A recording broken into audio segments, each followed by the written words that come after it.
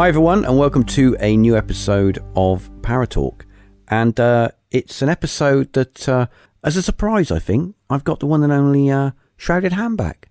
All right, Tom, how are you? Yeah. Hi. All right. Hi, back again. Back again. Yes. Yeah, glad to be back. Good. Thanks for having me on again. That's all right. It's. I think I really enjoyed the last episode we did. I think a lot of listeners enjoyed it as well because it was.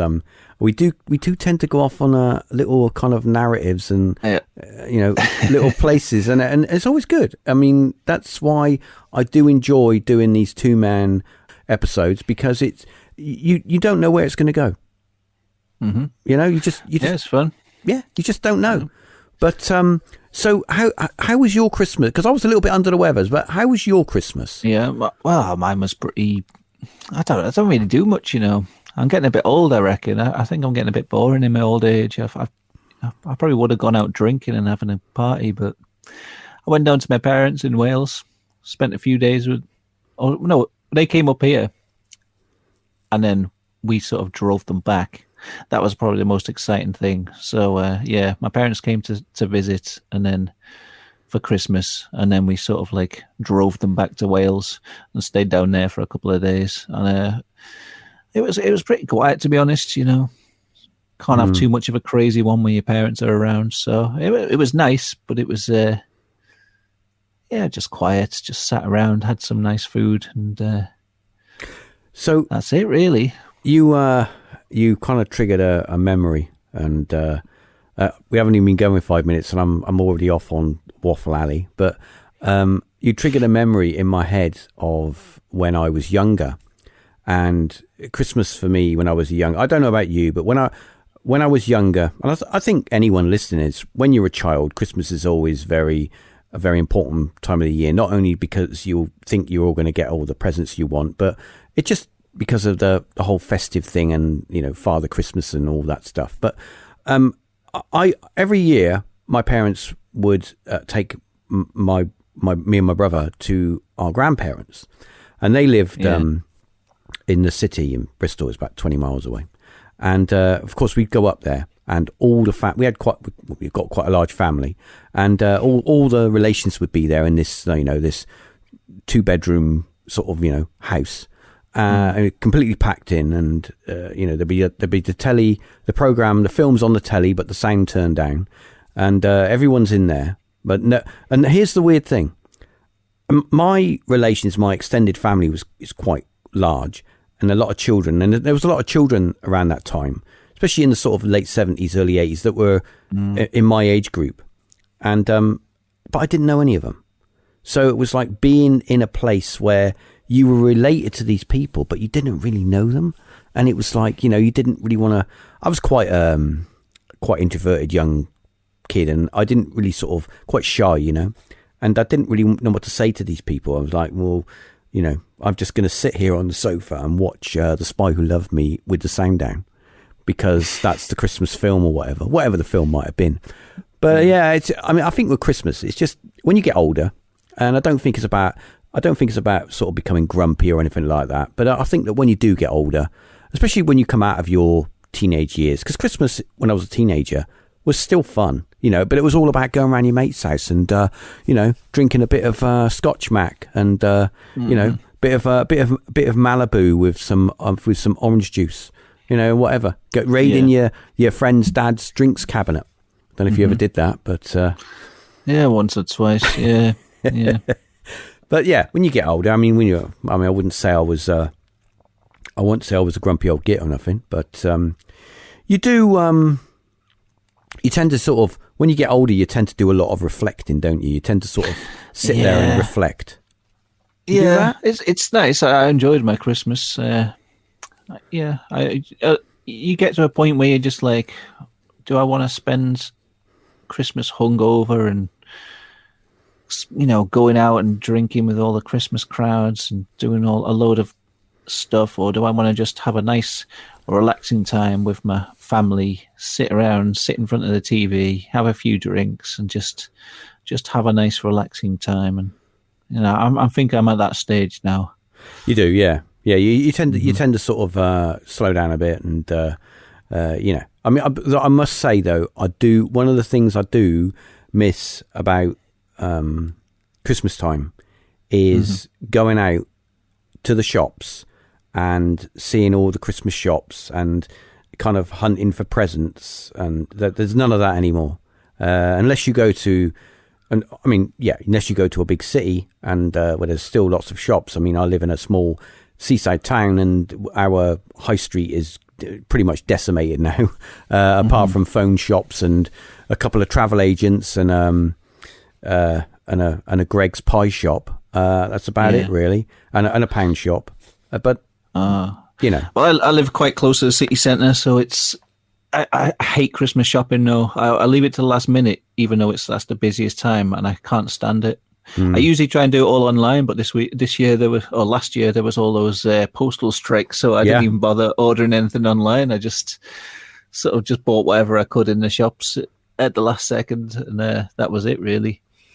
Yeah, I'm not a big Christmas shopper, to be honest. Well, as I say, I tend to sort of stay in now and do my own thing, and I do like. I know one thing I did watch this year. We're going way off the paranormal topic, but I'm steering us slowly back onto it. I did watch. I wasn't very well over Christmas, but I was well enough to sort of, vegetate on the sofa for 2 weeks and watch TV. I was okay to do that, although I was in bed for a few days. But as I started to recover, I tell you what I did watch. Every year. I watch A Christmas Carol. And that goes back to me being a kid and being in a play, and it's kind of imprinted in my head that's what I have to watch every year. And every year I'll watch one, and I won't always watch the same one. They got your Patrick Stewart one, and you got earlier one than that, and the Muppets one, and there's loads of them. There's a cartoon one, and this year I heard someone talking about the one with Guy Pearce in. It was made a few years ago, but it was had Guy Pearce, the guy from from Neighbours and stuff like that, in Alien, Prometheus and stuff, and he plays Ebenezer Scrooge, and I thought, I'm gonna watch this one. I found it. I'm gonna watch it, and I got to say that I was like, wow. Guy Pearce that is such a dark version. It was a really, really dark version of A Christmas Carol. It was anyone that hasn't seen it, go and watch it. And and you don't have to be at Christmas. You can just watch it. It is. I really enjoyed it. It really enjoyed it. When is that from? It was. I think it was a couple of years ago. It wasn't recent. It was a couple of years ago. But Guy Pearce, just put Guy Pearce Christmas Carol, and it's really good. It was a kind of I think it was a BBC program, like film thing. It was like done like a film, but really well done, and quite a little bit disturbing in places, because what they did with him and his partner Jacob Marley is they made him out to be not very nice people. The kind of people, the way they got rich was they'd move in on like failing companies, and they would buy them out for small amounts of money to get them out of debt, and then they would basically sell the company for massive profits, or that sort of thing. They were not very nice people, but he played the part really well, and you saw throughout the film how he was changing and realizing, I'm a bit of a bastard. I need to change my life. But he did it really well. I'm a bit of a fan of Guy Pearce and that kind of stuff. I think he's a very underrated actor. But sounds interesting. I might check that out. You should. Christmas Carol's a good story for I quite like that. What's that movie, Scrooged? You seen that? No, unless it's what was the one with what was his name from Ghostbusters? The Bill Murray. Bill Murray. He did one, didn't he? Yeah, Scrooge. That's it. That's Scrooge. Yeah, Scrooge. Is that one? I remember watching it when I was a kid and really liking it. Yeah, that's more of a. I think that's more of I have seen it. I do remember seeing it, but it's got an interesting take on the way that he plays the character, but it's more sort of different again. Once again, it's different. But yeah, it is. I can highly recommend this version of Christmas Carol, and it's very dark, and some of the bits in it are a little bit bit sort of, it makes you feel a bit uncomfortable, but that's good because that shows that it's getting you sort of focused into the story, and I do like the take they took on it, so that was brilliant. But I love all those kind of stories, M.R. James and all that lot. I love all those kind of Christmas stories, classic Christmas ghost stories. Yeah, I love them. I love all that kind of stuff. I think that's one great thing. I know it's Christmas is gone now; it's a few weeks away, but I think that with Christmas, it kind of adds to it when you can, you have those kind of things and you have those kind of stories, and you're in and you're watching a film and it's nice and warm. If you can afford to have the gas on, that is, because it's like £90 an hour at the moment, whatever it is. But you know what I mean. Yeah. But I find it strange that there's ghost stories associated with like when did that become a tradition? Like having a ghost story at Christmas? Because it seems like I would say it seems to go against the whole spirit of it. But I quite like that. I would say, off the top of my head, I always associate that kind of stuff with the Victorian era, and where you would all sit around the fire. Because that kind of retelling stories, right? I know retelling stories goes back a lot further than that, but I think that with retelling stories, it's a very social thing that we don't really do anymore, and that's one of the things I like about podcasting. That's what you do. Is you retell stories. You put your we do it in a modern way, but when we go back 100, 150 years. Before telly, before radio, maybe there was radio, but even before then, where you would have a family and they would sit around the fire and the father or the mother would read a story, usually quite a scary story, and that would then become a Christmas story. It's weird. It's also weird how kind of horror and that kind of spooky aspect of, I suppose, with the ghosts and the paranormal, it kind of it fits in there just perfectly. So yeah, I did a video about like weird things to do with Santa. Like going back to like it's like the pagan roots and what other cultures believe, and there is a lot of like almost the same as Halloween, how they believe like the veil between the spirit world is thinned on certain nights. Yeah, and there is some belief about that around Christmas as well, because it's sort of it's a time when it's like starting to change, like the night's starting to turn in. Is it like the longest night towards Christmas, something like end that? End of the year, because we have we got the longest day, and it's and also it's, I think, with Christmas and with the end of the year and the cold and it gets dark early. I would, one of the things I would like to find out, and it would be great if I could just go to a database and tap it in. I'd like to see how many people experience paranormal phenomenon around the festive season. And I don't mean, I had a few too many baby shams or whatever, and I think I saw something. I'm on about, people actually experiencing something like Grandma came back, I came down and Grandma was sat by the Christmas tree, and then she just poof was gone. But that kind of thing, and I would be interested to see how many people, the festive time. I mean, even Halloween, even like Halloween, and could those events in some way be a catalyst for people having these paranormal experiences? Because you think about the paranormal, right? You think about ghosts and going. Like I can say, right, Tom, I've given you the keys. There's a house, and it's got ghosts in it, and that's all. Here's your packed lunch. Go and investigate, and you're going to stay there all night. And you can go there, and I've already told you all that stuff, and you're kind of going there, going, "Oh God, there's a ghost, and he's going to come out and he's going to haunt me and stuff." And you go in there and you might experience things, and then you immediately sort of attribute that to, well, that's the ghost. It wants me to leave. I'm off, But yeah, you can go to that house and not know nothing, and you experience nothing,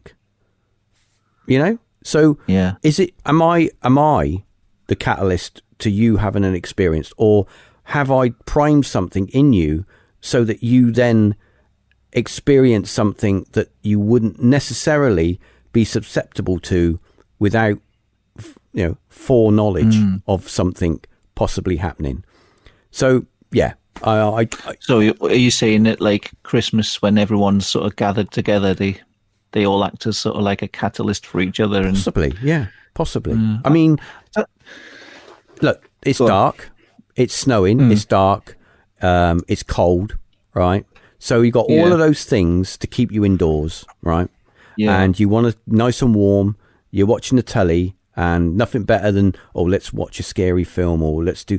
Is that in some way all that? Not just one person doing that, but there's millions of people doing that throughout a whole country, or even, I don't know, even a greater number. If you've got people all around the world doing it. I mean, I know that not everyone celebrates the festive seasons at the same time, or they have it in the same way. But, I mean, like pockets of people. Is there a possibility where, the festive season, the Halloween, could be more, like you say, the thinning of the veils? Is there a reason for that? Because people...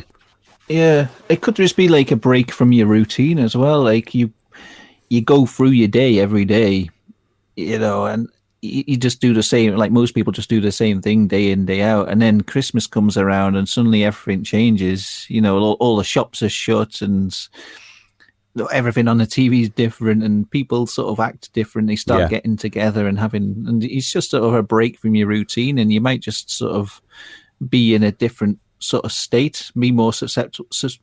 What's the word? Susceptible? Susceptible, yeah. Susceptible to that sort of thing, or just be, the fact that you're going through a different routine might mean you notice things differently. Or I'll tell you one thing I had that was weird. On New Year's Eve years ago, I was at my wife's, I was at my mother-in-law's house. We were having like a party on New Year's Eve, and my parents were visiting again. And I had like one or two drinks, but I wasn't drunk because I wouldn't get mortal while my parents were there. So, and then it gone midnight. I can't remember what time of night it was, but me and my wife and my parents walked outside to go back to our house, and I was looking up at the sky because it was so clear, and I noticed the star moving. I was like, that's weird. I thought it could be a satellite. And then I noticed another one moving. And then the more I looked, I just noticed it was like there was hundreds of stars all moving in different directions in the sky. And I was saying to like my parents were behind me and they were just chatting to my mother-in-law, they were all distracted. I was trying to get their attention. I was like, look at this. And they just sort of glanced up and, they just glanced up and didn't really take any notice. They weren't really paying attention to what I was saying. I was like, look at the stars, what's going on? But I couldn't get anyone else to look. You had to sort of stand there and look at the sky for a minute or two, and then you'd notice all the stars were moving. It was such a weird experience, and I wasn't on any drugs, or I wasn't so drunk that I was just seeing double or anything like that. It was just a really weird experience, and that was on a New Year's. That was after a party, and possibly I was in some sort of different mental state. I don't know. Well, I think you're right. You're right in what you say. When you're not in the sort of humdrum, and that you've got a little bit of time off, from doing the 9 till 5 or whatnot, and you're able to see your friends and family, and that you can give people presents, and it's just a different mindset. It puts you in a more sort of relaxed, open sort of mindset. And I know that there are people out there that it has the opposite effect on. I mean, there are people out there that Christmas time and festive seasons, they're like, oh, I hate this. I just hate it. And I kind of get a little bit like that sometimes with Christmas, where especially stressed out on things and, I just want it to be over. You get to a point where you get that kind of, you're going back to work and you get that kind of work anxiety where you think that you want Christmas to continue or you want this holiday to continue, but you don't want to go back to work, but you want to go back to work because you don't want to be with nothing to do. So I think it has a different effect on different people, and it affects people differently. And I think that what you've just said is that is interesting, because when you are outside and you're looking around, you're thinking that's a bit weird. Other people are, well, it doesn't. I'm not interested. I'm not interested. So clearly I don't see any. I glanced up, I saw nothing, and I'm just going to go about my business. And I think that that's just different people. I think that there's some people stand around and look, and others don't. And I think that that's a human nature. It's there. I mean, that's like at the moment. I mean, I was going to ask you, what do you think about? Planet Earth is a bit all topsy-turvy at the moment, and we're having in the last sort of year, these UFO sightings, things in the sky have grown rapidly, and more people are seeing stuff, and it's even the governments of the world are like, well, you know what, we don't really know what this is, so do you think that could possibly have some, are they? What do you think they are? I don't know. The thing is, when the government comes out with something, I'm immediately suspicious, and I think, what are you up to? This is a load of rubbish. But I know from my own personal experience, and this might just be because, again, I'm slightly out of my routine. I got a dog last year, and I'm out walking the dog at night. I've seen some unusual things in the last few months in the sky. Oh, to me, it's as if there's an increase in activity, but I don't know. Like the things that they are coming out like in the media and the government, a lot of it's like historic accounts as well, though, isn't it? It's like they're saying, we've been sitting on this for years, but we know these things are out there, and we've just not been telling anyone. So, well, here's the thing. I love a good ghost story. I love all these paranormal things. I just find it fascinating. But the only thing I can attest to that I experienced, which I knew, I mean, I have had experiences with what I would call unexplained or paranormal phenomenon, but I can never say for sure exactly what that was. Apart from the EVP experiments where it was voices, I cannot say what they were. I just knew that it was weird, But with the UFO side of things, I did see something with my friend and my dad attested, because he looked through the binoculars at them and he said, they're like spinning tops. They're like Mexican hats and really bright. And there was 3 of them, and they were there for about 10 minutes, and they shot off. Well, 2 of them went quite slowly, but the top one shot off at incredible speed, just straight up in the sky, and it was gone.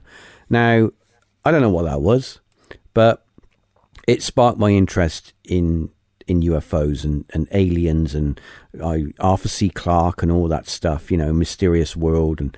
And from that point on, one of the red flags that I've seen in the last few years, and it's true what you say, when the governments are like come out and say, well, we don't really know what it is, that's for me, that's a massive red flag, because they're now changing.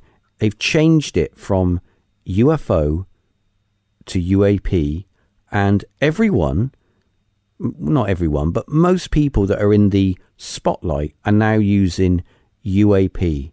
And that tells me how easily people can be conditioned to use a different phrase or a different way of explaining something. Because what they're doing, in a way, is they're changing the whole phenomenon. And what they're saying is, well, those UFOs, that's a lot of nonsense. I don't know what all that is, but this is UAPs. This is what we're studying. This is the phenomenon that we're studying. It's the same thing. It's the same thing. I just don't get that. I suppose in a way it's more like the term UFO sort of implies that it's a solid thing, whereas when you say UAP, it's a phenomenon. That could be it could be swamp gas or anything, couldn't it? When it's almost like a way of saying, oh, it could just be a trick of the light, or it's almost like it's not implying that there's an actual physical thing there in the sky, which I don't know whether there is, but it kind of, I don't know whether it minimizes it or whether it just sort of broadens out the terminology a bit. But well, I had Kristen on, which was a few episodes ago last year, and we got chatting about this actual subject, and I came up with a possibility. Now, I might not be the person that has said this before. It was just something that popped into my head, and we were talking about UFOs, and I said, well, maybe with all the stuff, all the mental things that are going on this planet right now, and all the crazy people, the crazy leaders that are doing crazy stuff, right? Yeah. And no one's willing to sit down and have a chat and sort it out, you know? Maybe and all these UFO sightings are going crazy, and people are saying, "Oh, we're seeing loads of sightings, and they're coming up to us, and they're going up to warships and going, no, we're here." Maybe those unexplained phenomenon, maybe that's a byproduct of planet Earth. Maybe that's planet Earth saying, "Do you know what, guys? I've had a bit enough of this, so you need to sort yourselves out." Maybe Mother Earth maybe had enough and saying, I'm going to send out my little messengers to let you know that, you know, you are merely guests on this ball of water. And, you know, and you, I don't know. I mean, I'm just simply spectating and speculating, because I think that's all you can do with this phenomenon is you can spectate. You can't change it in any way. We seem to be powerless to do anything apart from just look at it. And, you know, it's not even, how can I say, you know, if you go back 40 years and you interview someone that saw an alien, okay, and then they'll say, "Oh yeah, it was in a park and I was walking my dog and, you know, Jeffrey the dog stopped and barked and there was an alien there and I saw him with his spaceship and he had a suit on and he said, 'Come here.' And I went and saw him and he said, 'Sort yourself out. Look after planet Earth. Go and tell people.'" They always had a message, didn't they? They always gave a message. Yeah. So we don't seem to be getting that anymore. Maybe we've gone beyond that. Maybe we've gone beyond that sort of, we've crossed that line in the sand. Yeah, it could be. Yeah. I don't know. But I think that's the longest introduction that we've ever done. But I think everyone's going to be. We have got something more content on this episode, and I picked some two little interesting cases for this episode. Moving along, and they are missing people, but they're not going to just be any missing people. Now, of course, anyone out there, give a bit of background. Anyone out there who's looked into the paranormal, the unexplained, there's going to be lots of cases out there where people just vanish. Where you know, a hunter goes into the forest with other people and they're doing their thing, and then all of a sudden one of them vanishes and they find them later on, weeks on, in a very strange place, or they never find them again. And there's been many cases around the world, not just, it seems to be centered in the national parks in America.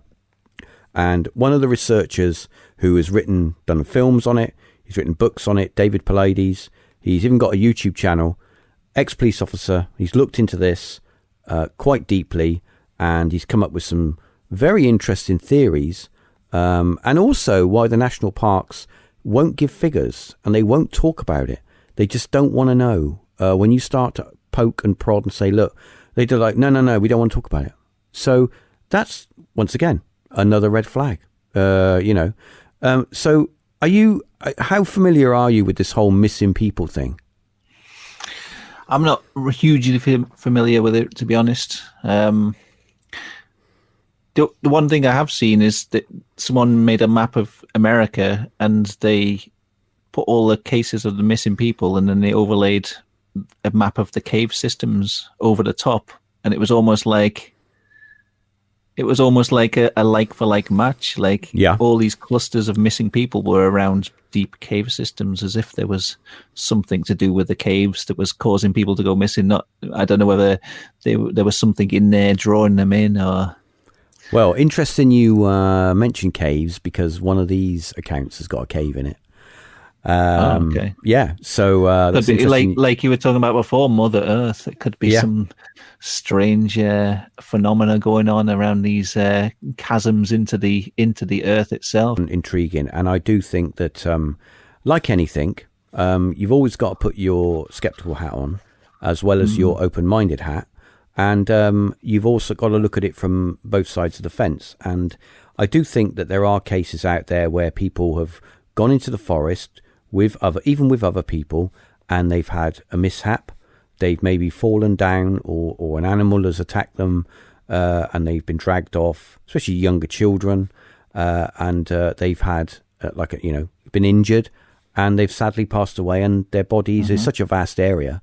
These places are huge, and they're never heard from again. It is as if they've just been erased from the face of the earth. But there are other people that have gone into these great wilderness areas that have experienced phenomenon.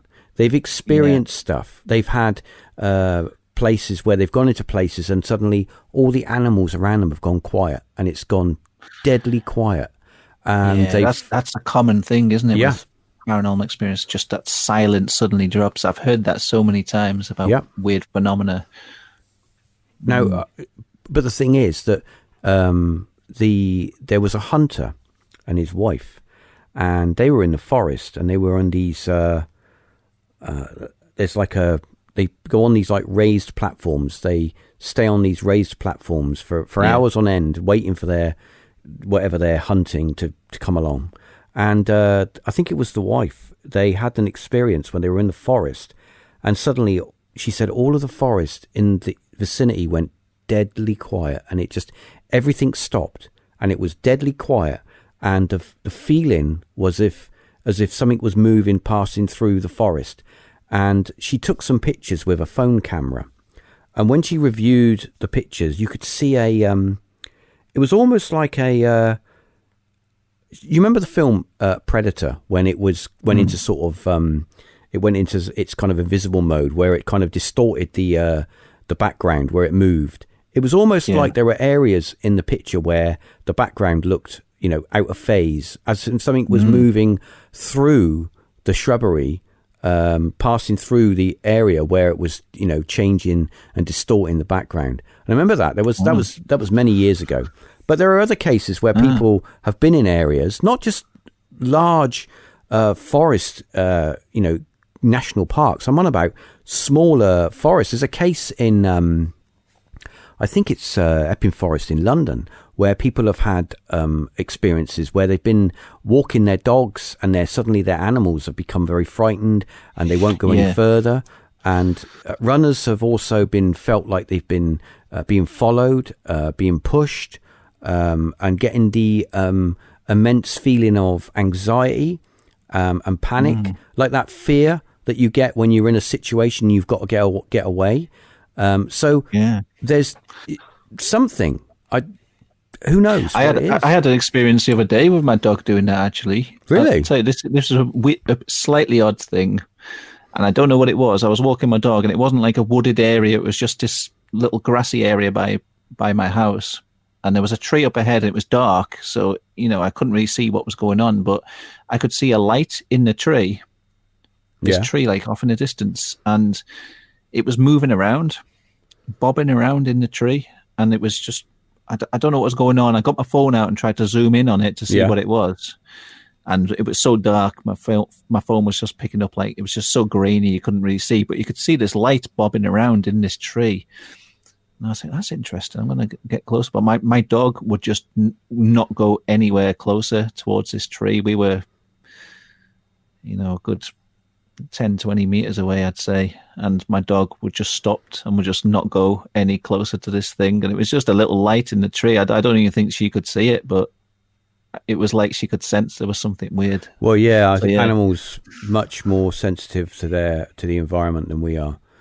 I think that with animals, I think that we kind of we blunder around and sort of we sometimes we notice stuff, but we've lost a lot of that instinct over the years where we become sort of, we've become sort of desensitized to our environment. I think with animals, I think because they're much more in tune with their environment, that they pick up on stuff like that. And I think that when you have animals, so another interesting thing is going off of, this tangent again, but with animals, when you take them into old buildings and, they start barking at a wall and you think, what are they barking at? What can they see there that I can't see? Well, they're obviously picking up on something. Whether they're trying to bring your attention to it or they're trying to scare it away. But there are other animals that go into buildings and they'll get so scared that they just will whimper and just won't move. So there's something affecting them, whether it's environment or it's something in there that we're not picking up on, I've noticed my dog, Lake, her ears will prick up and then she'll be like looking up the stairs. There's no one else in the house at the time, My wife will be out at work or something and she'll just be like looking intently up the stairs, and I'm thinking, what you're looking at? There's nothing there. I think I just think that animals just pick up on stuff, and we're we just haven't got a chance because we're in our little bubbles. But anyway, let's just jump. Yeah, sorry, no, it's fine. Another diversion. No, it's fine. That's fine. I'm going to jump in the first. I'm going to tell you this story. I purposely, now listeners, I purposely haven't told Tom anything about these stories, these accounts, because I wanted to get his his reaction. Because they are, me. When Tom's on, I tried to find some really weird stories, and I got some weird stories. So our first one comes from September the 6th, 1937, Oak Grove, Arkansas, and it's based around a young girl called Florence Jackson. She's only a few years old. She's not like I think she's 3. I think she's 3 years old, something like that, 3 or 4 years old. So they are going on a car trip, and they're going to visit them. The mother has got a brother who owns a sawmill, and they're going to go for like a family day out and visit the brother and have a look at his sawmill. So they all pile in the car, and so it was the mother and father, the grandparents, they were in the car, and the young girl.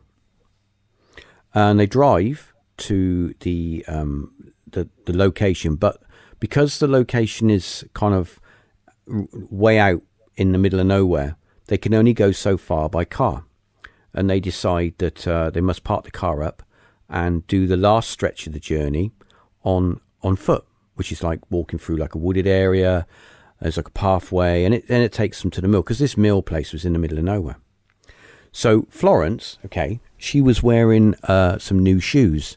She had some new like red shoes she was wearing, and she started walking with her parents.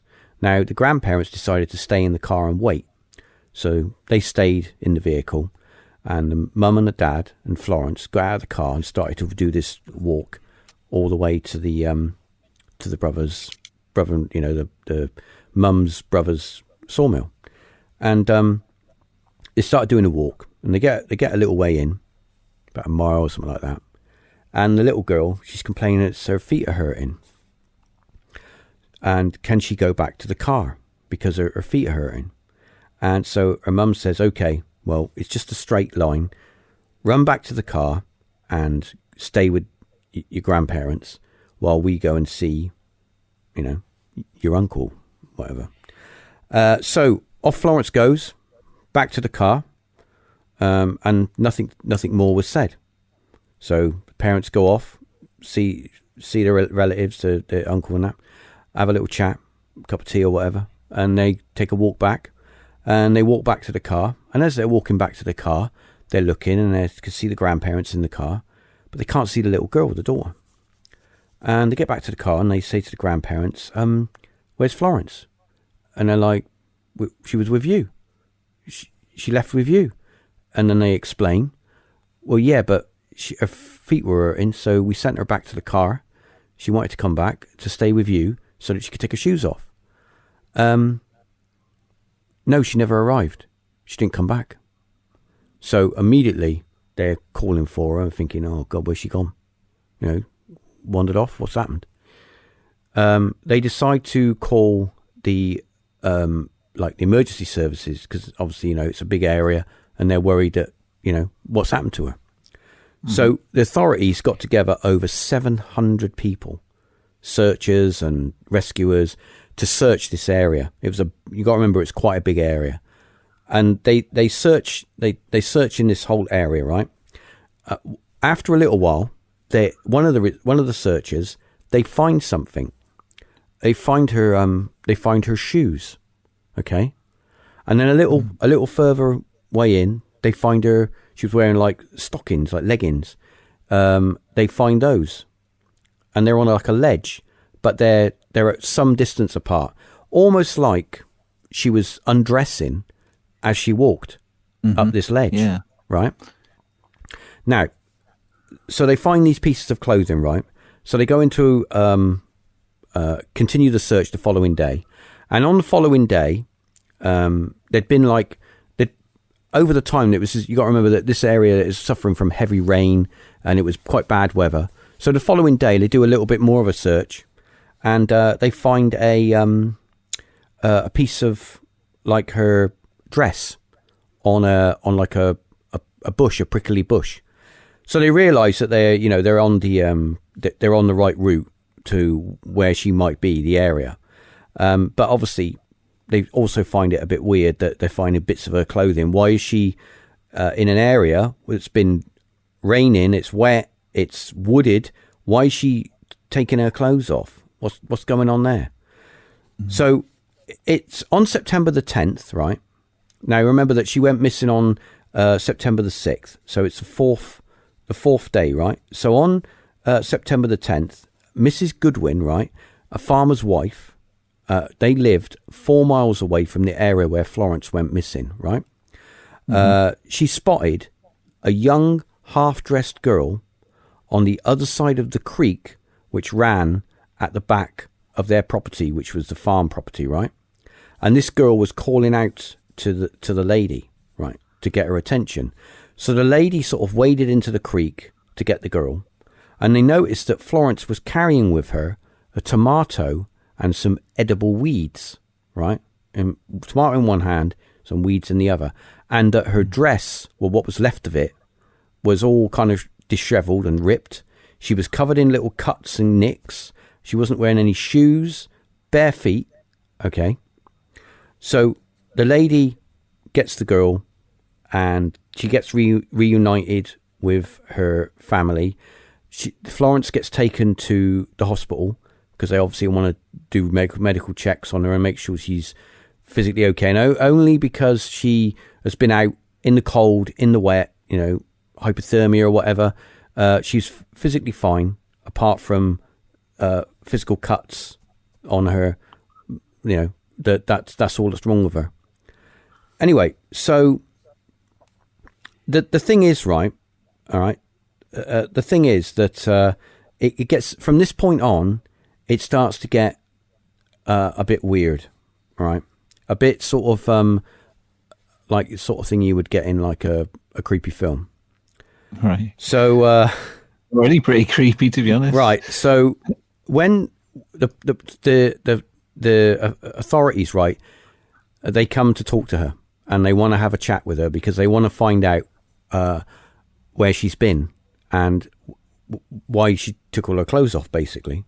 So she tells, right, that Florence tells the story of how she got lost, and she says that she found herself in the forest, and that the first night she spent in a log, and another night she spent in a tree, and then on the third night she spent that on a flat rock, okay, and the fourth night she spent in a cabin with a black man and a black woman deep in the hills. Okay. All right. Now, so potentially a couple had found her and given her some shelter, I suppose. I don't know. But anyway, the strange thing was that this couple, she tells how the couple gave her some food. They gave her a cot to sleep in, and that in the morning they fed her, and then they told her, it's time to leave, you must go. All right. And Florence got quite angry about this because she didn't want to leave, I suppose, because she felt safe, and she hit out at them, but they said, no, you must leave. And they basically, I remember that over 700 people searched this area in the previous 4 days, and not one of them reported seeing a cabin in the woods. Okay. So that would have come, like, this is a wooded area and it's quite densely wooded. So an open area with a cabin would have been quite a sort of standing out. So, so this is the story that Florence tells. And this is the story that she told her parents, and this is what, she told the authorities. One thing, so... she didn't say anything about removing her clothes. No, she just said that she found herself in the woods, and then she relayed how she slept in different places, and then on the fourth night, this couple, she was in the cabin with this couple. So there were parts of the story that she wasn't very forthcoming with, but here is some interesting questions that I ask myself and others have asked. Right? How was she able to walk a small child through dense woodland over 4 miles? Okay. Yeah. So that the lady, the farmer's wife, was able to see her. How was she also... barefoot as well. Barefoot. How was she also able to transverse that area in heavy rain with hardly any clothes on? Yeah. All right. Also, how did she know what plants to eat, what plants were edible, and what plants might have made her very, very sick? I mean, we know what tomatoes are. You can have a bite of a tomato and go, yeah, that's all right. But she had like edible weeds and stuff. So but do tomatoes grow in the woods? Like, where did she get that from? Well, I don't know. A random tomato plant in the forest. I don't know. Do they? That sounds like, I don't know whether that happens in Arkansas, but I've never seen a wild tomato plant like just growing. I would. Somebody from Arkansas would have to tell us about that. Maybe she got it from the cabin or something. Possibly. Maybe they gave her a tomato, but I was going to say that they must have given her some stuff to eat, because how would she know what to eat, what to pick up and what to eat? But anyway, my last question is, who are the people in the cabin? Why did they not contact the emergency services? Yeah. Why did they not ask where she come from, and why she had any, why was she so disheveled, and why was it the keenness to get, usher her out the door and get rid of her? And why did nobody that was doing a search ever find that cabin? It's a very strange one. Yeah.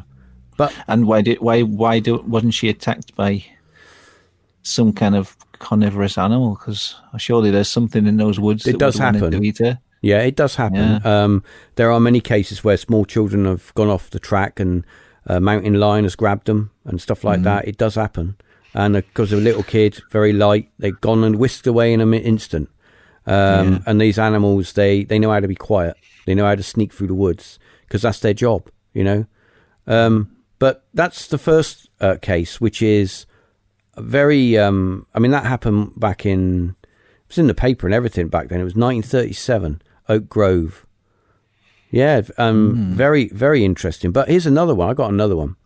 This is Mount Shasta area, Fowler's Campground, Northern California. And this happened in 2011. So I picked another one which was up to date. And now the young kiddie in question,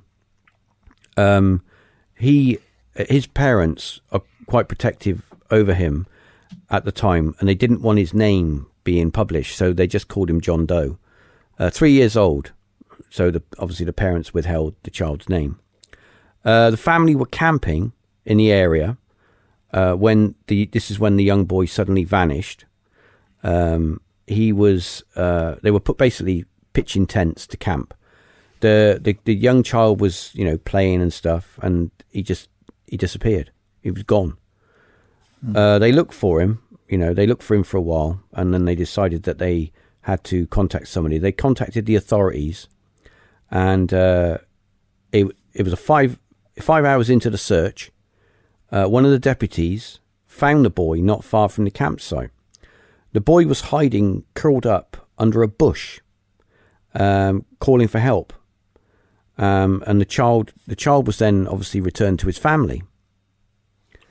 Now, how long was he missing? Sorry, 5 hours. 5 hours. Okay. So he was gone for 5 hours. Mm-hmm. They found him slightly off of a track, curled up under a large bush, right? Like calling for help. All right. So you could say, without skipping on, you could say, I've done it. You've most probably done it, and people listening to this have most probably done it. When you were a little kiddie, I've done it. When you were a little kiddie, I got lost on the beach, and I knew the area where my parents were because they purposely set up their little beach thing by the pier. They said, if you get lost, just come back to the pier because we're going to be there. I went completely the opposite way. I panicked and I just ran, thinking, if I keep running, I'm going to find my parents. I ended up right down the other end of the beach, like half a mile away.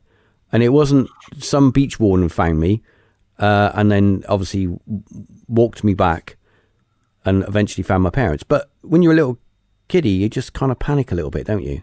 You don't think, I'm not saying that all children don't think logically, but I didn't think logically. I was a little kid, Yeah. When you panic, you don't, especially when you're a kid. So that could have happened to this little kid. He could have gone, I don't know where I am. I'm going to just jump under this bush and have a little cry. Yeah. Maybe call for some help.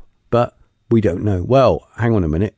We might know because apparently a little bit more happened to him to upset him than what just getting lost. So 3 weeks later, okay, after this had all happened, the little boy had kind of, returned to reasonably to normal.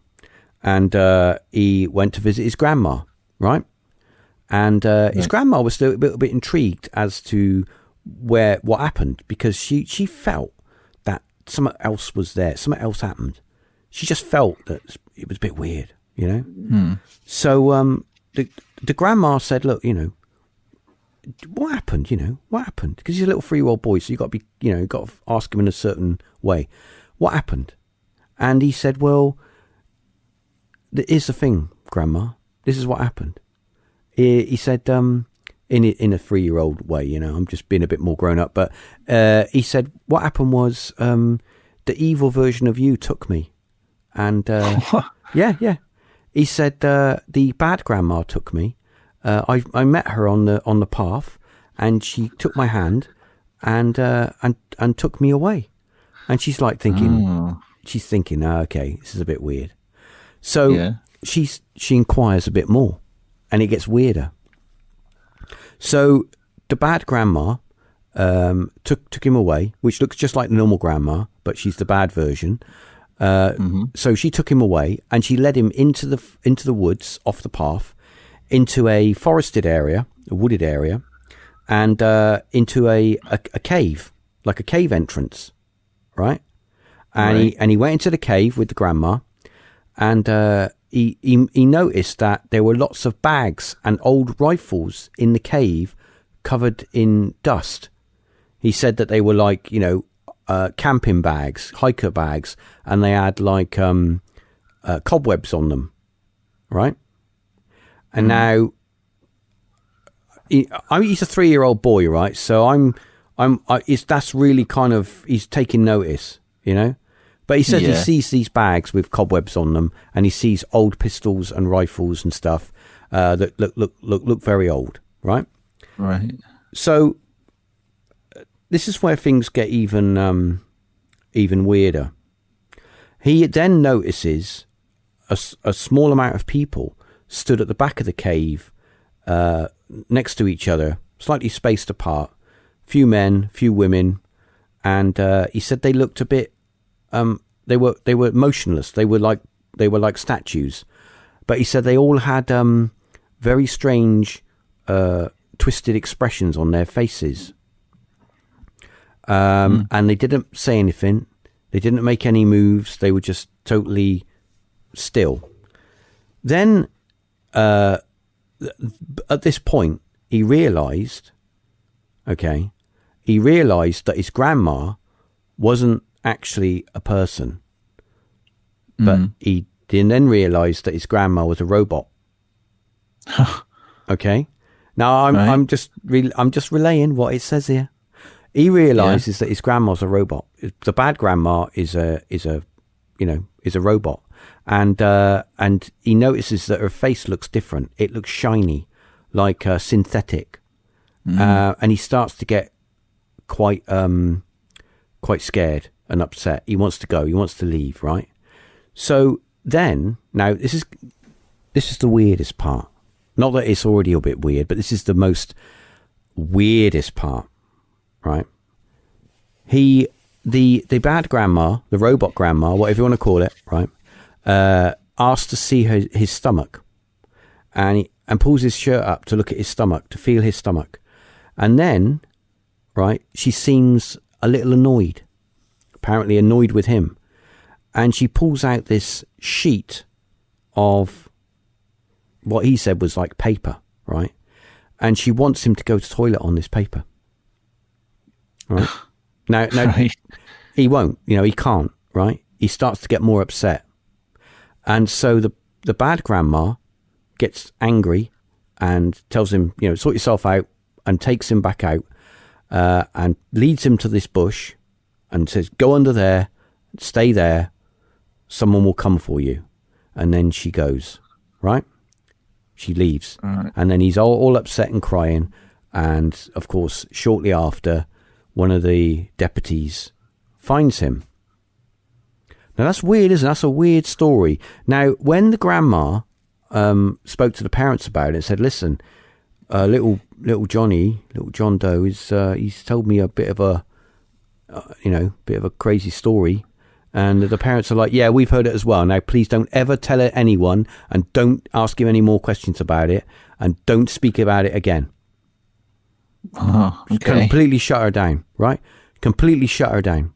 And she thought, okay, that's a bit weird. And so you think, right? You think that that's where the story ends, yeah? But here's the thing, right? Weeks before John Doe went missing, the grandmother was out camping in the same area when she also had an experience. She awoke, right, to find herself face down in the dirt, and also what she felt or seemed to be a small puncture wound in the center of the top of her neck, just above her collar line. And she couldn't explain that. And this is why she was interested in what the young boy had experienced, because a few weeks before that, she had experience in that area where she'd found, she was out camping with friends. She woke up, face down in the dirt, and she noticed a small indentation in the back of her neck. So that's the account. What do you think? The aliens? What's going on there? It sounded, yeah. I mean, it sounds like, this is what I immediately thought was, when you said that about the punch in the neck, they've taken something from her, and they've created some kind of grandmother clone. And when they were trying to get him to go to the toilet on a bit of paper, that was possibly another attempt to harvest DNA. A medical procedure. Something like that. That's weird. Or it could be, some kind of doppelganger. I know I always bring up fairies and things, but there is a weird fairy phenomena of it's called the fetch, where it's a creature that it's like a spirit, but it looks like a living person. Yeah, and they're used to lure people away, and they can take them into caves or some strange underground lair, and then they do weird things to him. It also made me think of that. So very odd. I'm thinking, it doesn't sound like sort of thing like, a kid might make up a story, but it's got so many like weird details in there. Like, why would the kid just make up like being told to go to the toilet on a bit of paper, and all these guns with cobwebs on them, and people standing at the back of the cave that are motionless? There's so many like weird elements in that story.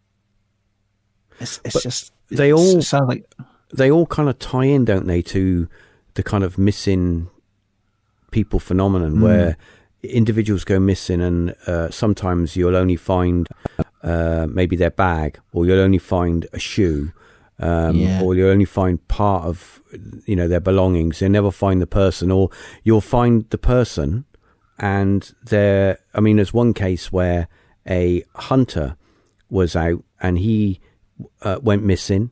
They found his buggy, his 4x4 buggy thing that he rode. And then they eventually found him, and he was halfway up a tree. He was deceased. They said that he obviously passed. There wasn't any, was no bite marks or anything on him. But the weird thing was that his clothes were on inside out. Oh, so immediately, that's a massive red flag. I mean, unless you're disorientated and you take your clothes off and then put them back on, and you're in some sort of delirium where you're not really physically conscious of what you're doing. But how do you get halfway up a tree and then die of of hypothermia or whatever? And then your clothes are all inside out. I mean, you go back to abduction cases where people have an experience, because that's all you can say is an experience, whether it's a physical experience or a mental experience, where they wake up and they've got clothes on, which are clearly been taken off and been put on. There's a case where two individuals, I think it's A56 or the A, it's two guys on a road, middle of nowhere. They have an experience, they see a light, they think nothing of it, and then they decide, one of them starts having these weird dreams, like disturbing nightmares, and he gets so freaked out that he goes to see a regressionist. He contacts a UFO chap and who studies it, and they send him to a hypno-regression, and they gets regressed, and they find out that they were abducted. And one of the things was that he noticed when he got home from his experience that some of his garments were on the wrong way around, and he thought, well, what's going on here? Why are these clothes the wrong way around? So that can be in itself quite terrifying. But that's a red flag. Someone's undressed you and dressed you, and you think about these little beings or whatever. For example, Whitley Strieber, Cabin in the Woods, UFO stuff, poltergeist kind of stuff, and he said that on numerous occasions he felt that there was something in his cabin walking around, or stood in the rooms watching him, but he could feel it, but he couldn't see it, and he was just waiting for something to move. So he felt that it was invisible. It wasn't in his field of vision, his spectrum of vision. So whatever it is was able to, mimic itself outside of our field of vision, so that we couldn't see it, So I think that there's a connection. I don't know how you feel, but I do think that with missing people, with the UFO phenomenon, paranormal in general, that there is a crossover. There's a massive crossover. Oh yeah. I mean, what you were saying there about something walking around, I've heard, and you touched on this a bit at the beginning, where you said somebody saw it almost like it would look like the Predator when he goes invisible.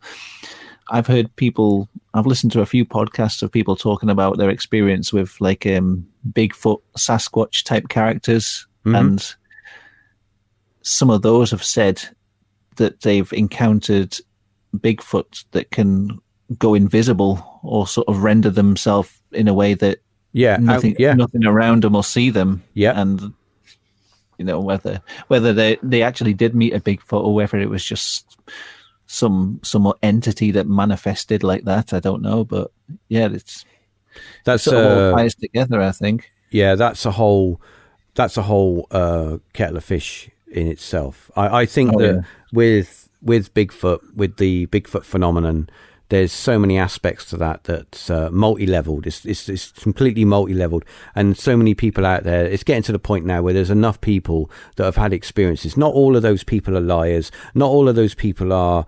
misidentifying something. They are seeing something, and even people like police officers and people have had face-to-face contact with these things, and it's like it's almost like these beings are.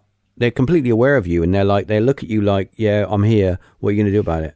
I'm off now.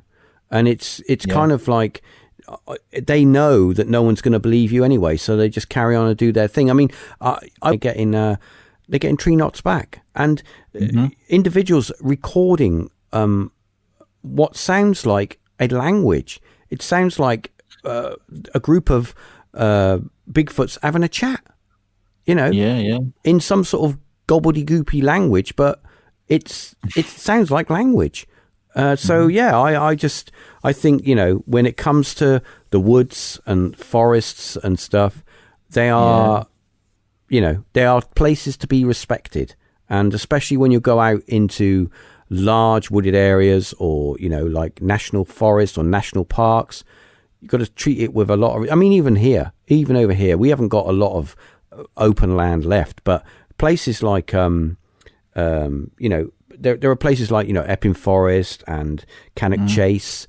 Plenty of weird stuff has gone on there where people have had experiences. Well, poltergeist phenomenon, rocks being thrown. Have you read any of Paul Sinclair's Truth Proof books? He's done some good stuff. I haven't at the moment. It's on my list to do because I'm hopefully Paul is going to come on as a guest at some point. So I need to read at least one of his books from cover to cover. So I'm completely... Yeah, they're good. They've got loads of weird things in woods. He's got a documentary coming out soon about... it's called Wolflands. I know he's busy. I know he's very busy. Yeah. I watched some of his podcasts, and he's working on a documentary, and it's all about like werewolf sightings or big wolf man type things in around this North Yorkshire area where all this strange stuff happens. Well, and there's all these people that have seen these dog-headed men and strange things. There's a case. There's one of those actually. A case from in Cannock Chase, where I think it was Cannock Chase. There was a young couple, a mother, father, and a daughter, and they'd moved to the area. They were in the local pub, and the father was looking for work, and they got chatting to a couple of people, a couple of guys, and they said, "Oh, we can get you some work. Why don't you come for a round of golf tomorrow morning, and we'll have a chat. We'll talk business." So they went. The father the next day went for a round of golf, and the mother said, "Well, while you're having your golf chat, your business chat, I'm going to take our daughter, and we're going to go for a little walk in the area, and we're going to have a picnic." So near the golf course, and after you've had your round of golf, we'll meet up and we'll go home. So they're having a chat. And it just so happens that the round of golf, the hole that they were on, was near where the daughter and the wife was having having their picnic. And the guys heard all this screaming and commotion. They ran over to the forest area, the bush area where they could hear it, and it was his wife. And he thought, "Oh, what's going on?" He said, and she's saying, "It's got our daughter." And apparently the daughter was with them, and this large beast, hairy wolf-like creature ran out from the bushes, grabbed the girl, and ran into the other bushes. And the girl was like fighting and stuff, and she broke free. And she said it was this large, like wolf-like, dog-like man thing that ran out and grabbed her and tried to pull her into the bushes. Anyway, so what happened was she had quite a bad cut on her hand. So they took her straight to the hospital, right? And they cleaned it and they put a dressing on it. And that was that. Okay. But a few days later, now this is where it gets a little bit like werewolfy, because a few days later, they go to change the dressing. They pull the dressing away, and she notices these thick, like hairs on the cut. And of course, she gets worried, and they go back to the hospital thinking it's infected with something. So they look at it and they treat it and put some stuff, and they pull these hairs out, They pluck them out, and then they treat it again, cover it up, and it's fine. It heals fine. But what was all that about? Was she was she turning into a werewolf? What? Was it actually, like, did they know it was growing out of the thing? Well, they just thought it was weird. They thought, oh, maybe it's something that got caught in there.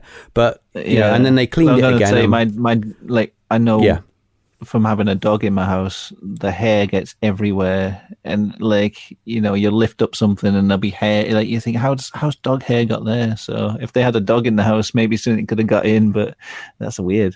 Yeah, so there's lots of cases where individuals have seen another chap was driving home. I think he was driving home one evening, and he was noticed this large, oversized dog on a hill, which was basically stood there motionless, looking over the road, and he was so bewildered by it, but he pulled over, got to have a look, and he noticed that the most weirdest thing was that it.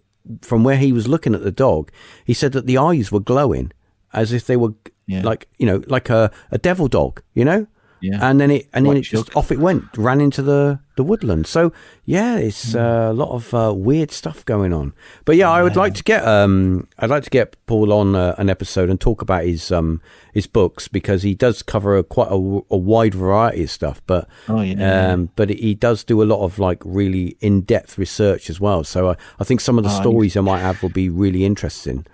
Yeah, from watching his streams and things, and he seems like so dedicated. He seems to go out for hours. Yeah, multiple times a week, for hours and hours, trying to capture something on film and researching. Yeah, he does. I think it'd be really interesting. He does go out of. He does what I say. He does field research. He when he's doing his books, he physically goes there.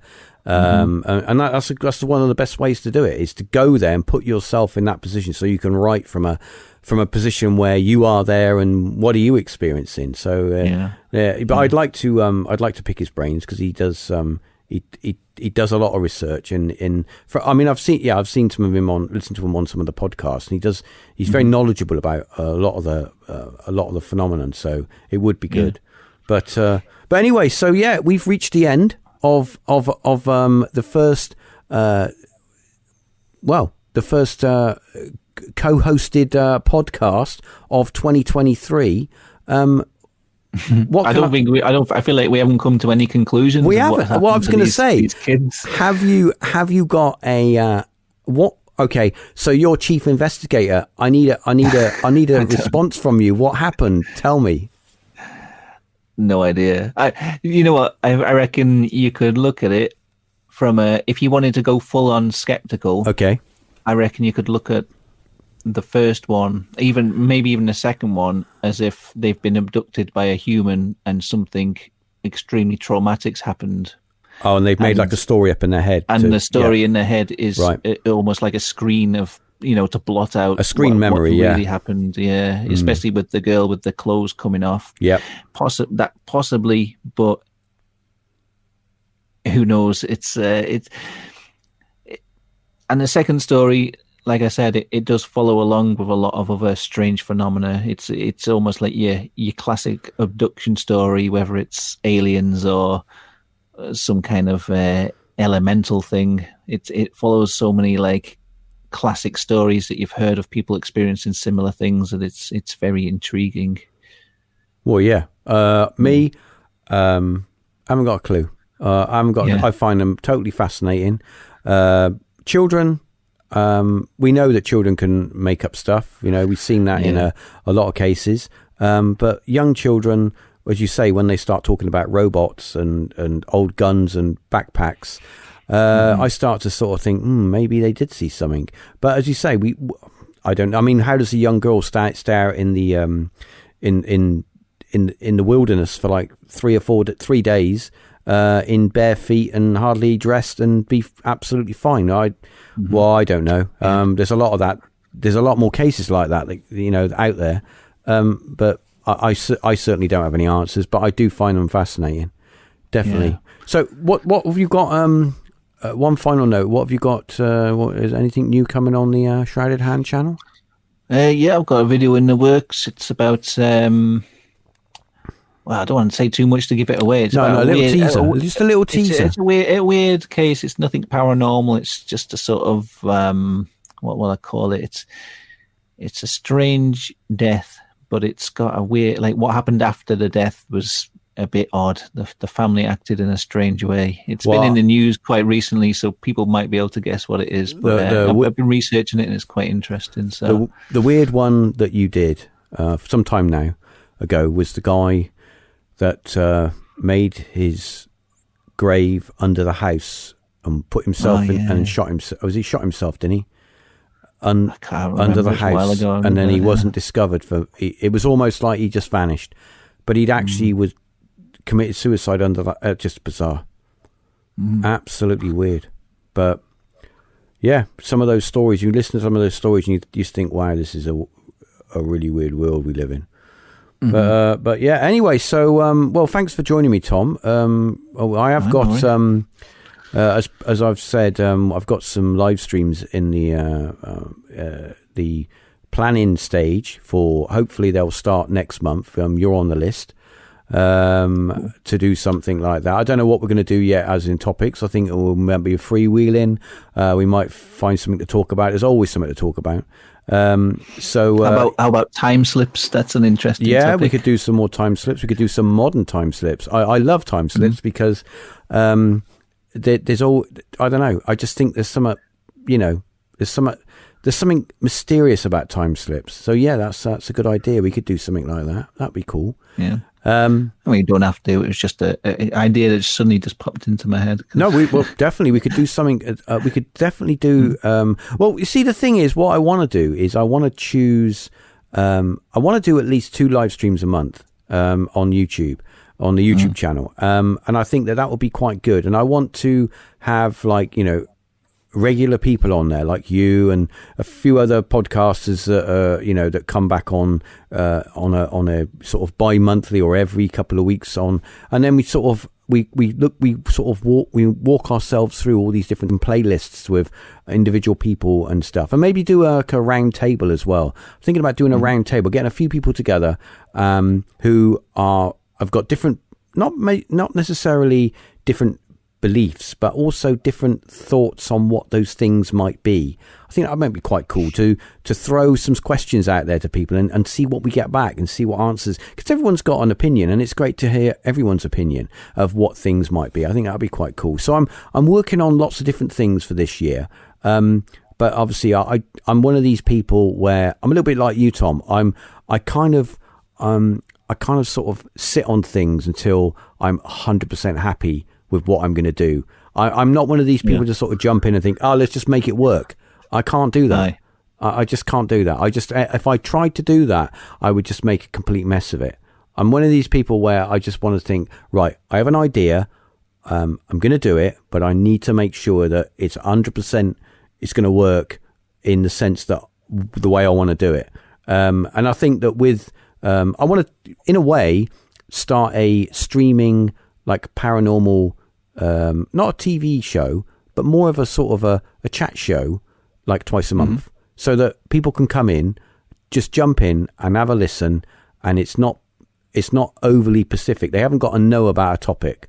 As long as they've got an overview of the paranormal, they can sort of pick it up as they go along, but they can also interact. Well, where we have people who come into the chat room are part of the show as well, because they can ask questions and we can basically pick up on what they're asking and use those as talking points as well. So yeah, it's going to be fun. I'm quite excited. Yeah, sounds good though. Yeah, I'm quite excited. And I say I'm just working on a logistics net at the moment. Really excited, and I think people will enjoy it because they're, the YouTube crowd are a little bit different to the podcasting crowd, as in podcasters that download it to their phones and stuff. And I think that I'm keeping both sides happy with some visual stuff and also some audio stuff. I think it'll work. It'll work nicely. It'll play off of each other. And of course, I've got a small group of people around me now, like yourself and that come on and put the, your 2 cents in. It all adds to it. I think it's good. But anyway, so yeah. Once again, Tom, thanks for coming on. As I say, you'll be back next month we'll be doing something. Thanks to everyone for listening. I hope you enjoyed it.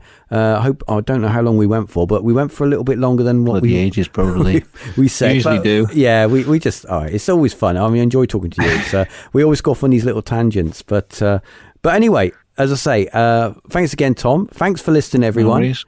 And until the next episode, see you soon. Bye.